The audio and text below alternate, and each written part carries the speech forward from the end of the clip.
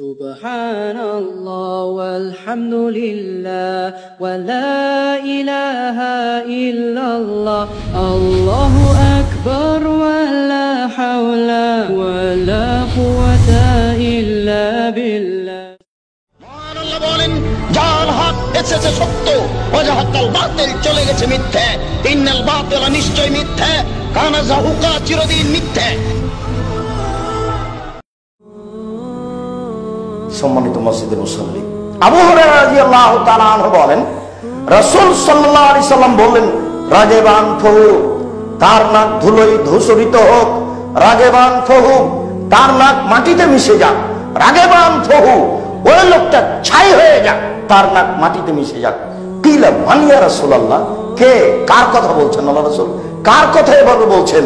তখন আল্লাহ রাসূল বললেন মান আদরাকা ওয়ালিদাইহি আদুহুমা আও কিলাহুমা, কেউ পিতামাতা দুইজনকেই পেল অথবা একজনকে পেল, এরপরে তাদের নিজের পাপকে ক্ষমা করে নিতে পারলো না, তাদের সেবা করে তাদেরকে মূল্যায়ন করে, এই হলো দুর্ভাগ্য হতভাগা ব্যক্তি।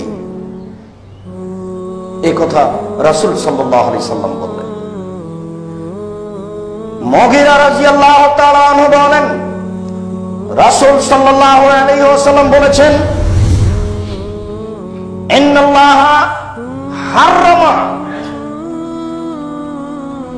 নিশ্চয় আল্লাহ তাআলা হারাম করেছেন কয়েকটি কাজ, তিনটি কাজ আলাইকুম তোমাদের উপরে। নিশ্চয় আল্লাহ পৃথিবীবাসীর উপরে তিনটা কাজ হারাম করেছেন, একেবারে হারাম, টোটালি হারাম, কোন দিন সে কাজকে করতে পারবে না। এক, উকুকাল উম্মাহা, পিতা মাতার অবাধ্য চলা, এই কাজটা হারাম। এইভাবে শুনে নেন যে পিতা মাতার অবাধ্য চলা কাজটা হারাম। আল্লাহ তাআলা তোমাদের উপরে হারাম করেছেন কয়েকটা কাজ, তার এক নম্বর কাজ হচ্ছে পিতা মাতার অবাধ্য চলা। লা ইলাহা ইল্লাল্লাহ মুহাম্মাদুর রাসূলুল্লাহ আলাইহি সালাতুল্লাহ ওয়া আলিহি ওয়াল আহিব্বা।